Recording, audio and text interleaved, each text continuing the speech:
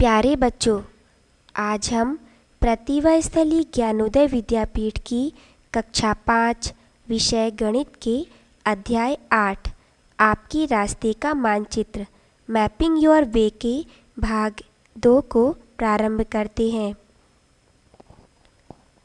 आज हम मानचित्र की सहायता से हमारी राष्ट्रीय राजधानी दिल्ली के कुछ प्रसिद्ध स्थानों के विषय में जानेंगे। चलिए, तो सबसे पहले ये देखिए, भारत के मानचित्र में दिल्ली की लोकेशन, मतलब हमारे भारत देश में दिल्ली कहाँ स्थित है। हाँ, तो ये रही दिल्ली। ये जो लाल रंग है ना, ये आपको दिल्ली की लोकेशन दिखा रहा है। हमारी राष्ट्रीय राजधानी दिल्ली के कुछ प्रसिद्ध स्थानों के विषय में जानेंगे। Today we will know about some famous places of our national capital Delhi with the help of map. अच्छा बच्चों, क्या आपको पता है प्रतिवर्ष 26 जनवरी गणतंत्र दिवस मीन्स रिपब्लिक डे पर हमारे भारत देश की राजधानी दिल्ली में राष्ट्रपति भवन के सामने स्थित राजपथ पर तीनों सेनाओं की परेड होती है। और हाँ, उसमें सभी राज्यों से आए हुए विद्यालयों के कुछ छात्र छात्राएं भी सम्मिलित होते हैं, जिसे देखने भारत के कोने कोने से लोग आते हैं। और सभी राज्यों के रंगारंग सांस्कृतिक कार्यक्रमों के साथ साथ सुंदर सुंदर झांकियों का भी प्रदर्शन किया जाता है। जैसे ये देखिए, कितनी सुंदर सुंदर झांकियाँ एक के पीछे एक चल रही हैं।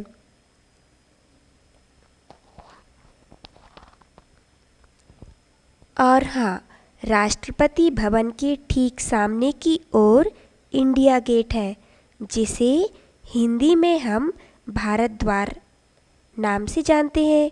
यह गेट पहले विश्व युद्ध में मारे गए सिपाहियों की याद में बनवाया गया था। अच्छा चलिए, आप इस चित्र को ध्यान से देखिए।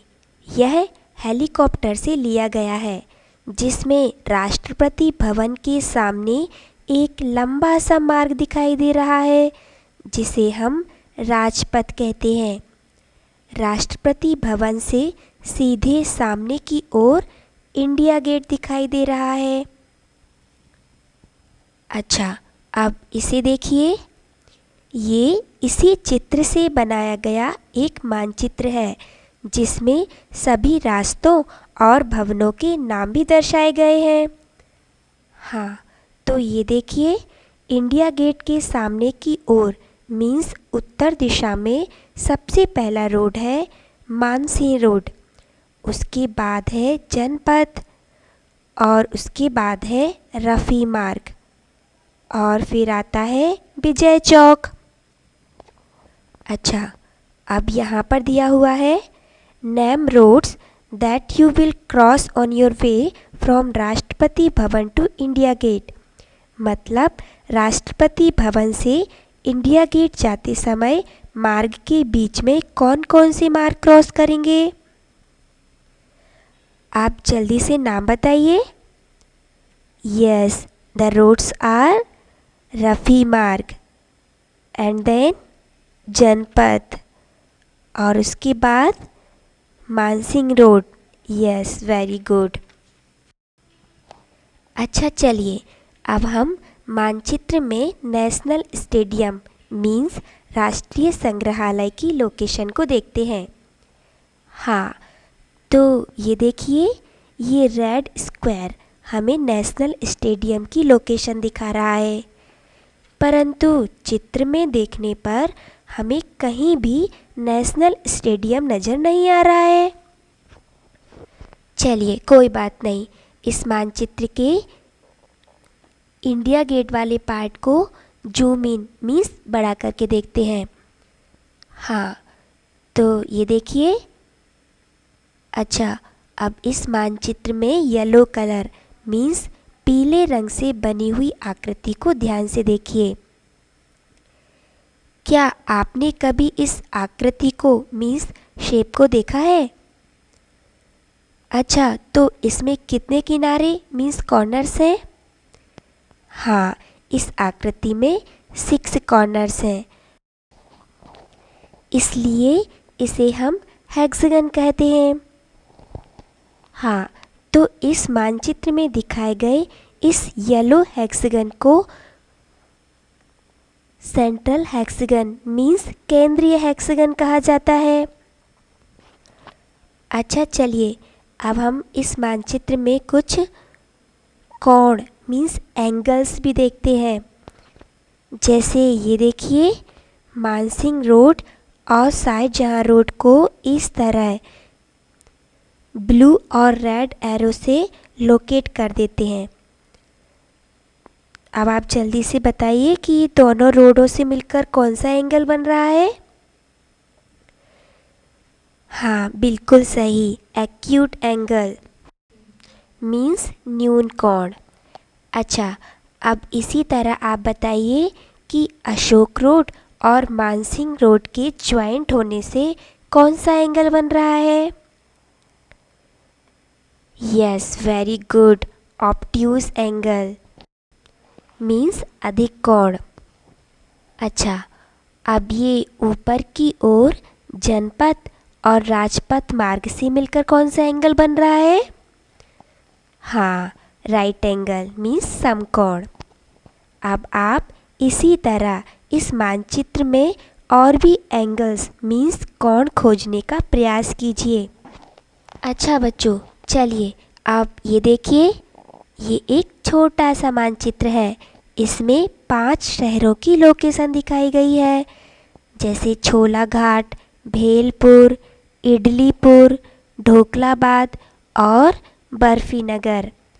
और इसका पैमाना मीन्स स्केल दिया हुआ है 10 किलोमीटर बराबर नक्शे पर 1 सेंटीमीटर, मतलब 1 centimetre on map is equal to 10 kilometre on earth. चलिए अब आप अपना स्केल लीजिए और जल्दी से पता लगाइए कि इडलीपुर से बर्फी नगर तक जाने में कितनी दूरी तय करनी होगी। Means how much distance will you cover when will you go from Idlipur to Barfi Nagar. Idlipur से बर्फी नगर का डिस्टेंस कितना होगा? Yes, Idlipur to Barfi Nagar is equal to 5 centimetre. अच्छा, तो अब इडलीपुर से बर्फी नगर की वास्तविक दूरी क्या होगी? अच्छा, 1 centimetre is equal to 10 kilometre, then 10 into 5 is equal to 50 kilometer. Means you have to travel 50 kilometer if you go from Idlipur to Barfi Nagar. Idlipur से बर्फी नगर जाने के लिए आपको 50 किलोमीटर चलना पड़ेगा। हाँ, आपने बहुत अच्छा करके दिखाया। चलिए अब ये देखिए, इस मानचित्र में छोला घाट से भेलपुर तक जाने का रास्ता कुछ टेढ़ा मेढ़ा सा दिया हुआ है।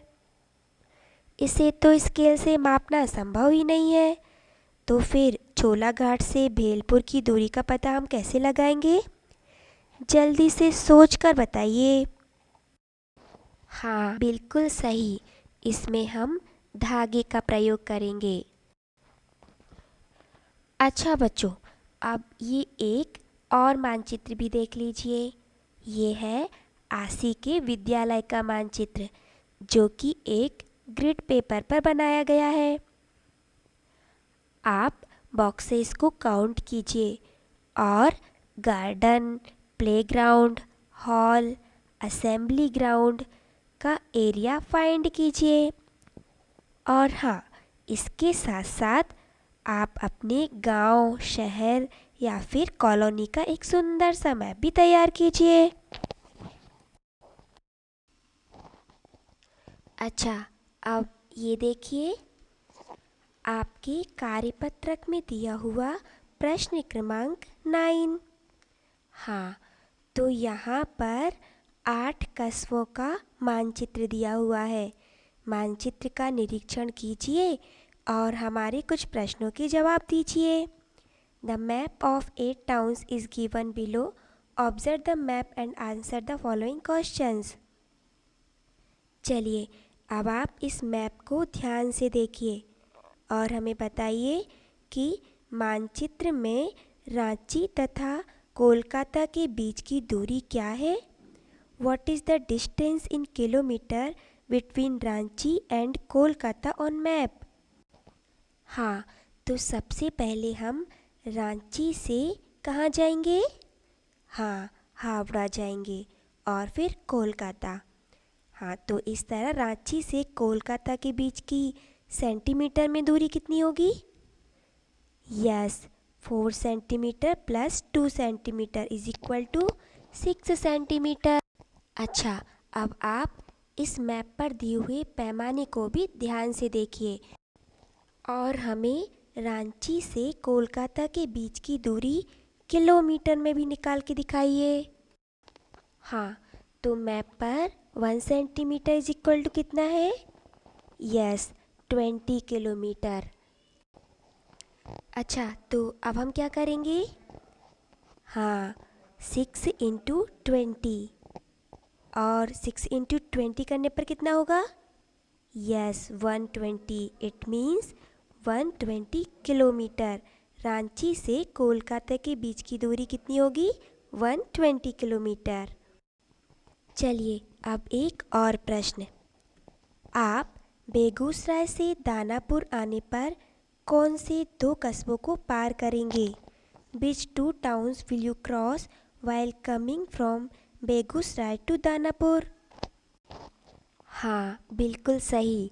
बेगूसराय से दानापुर जाने के लिए हम बोधगया और मुरगन ये 2 कस्बों को पार करेंगे। चलिए अब आप बताइए कि बेगूसराय से मुरगन किस दिशा में है? In which direction is Murugan located with respect to Begusarai? Yes, very good. South direction means दक्षिण दिशा में। अच्छा, अब आप दानापुर तथा बोधगया के बीच की दूरी को किलोमीटर में माप कर दिखाइए। Now measure the distance in kilometre between Danapur and Begusarai.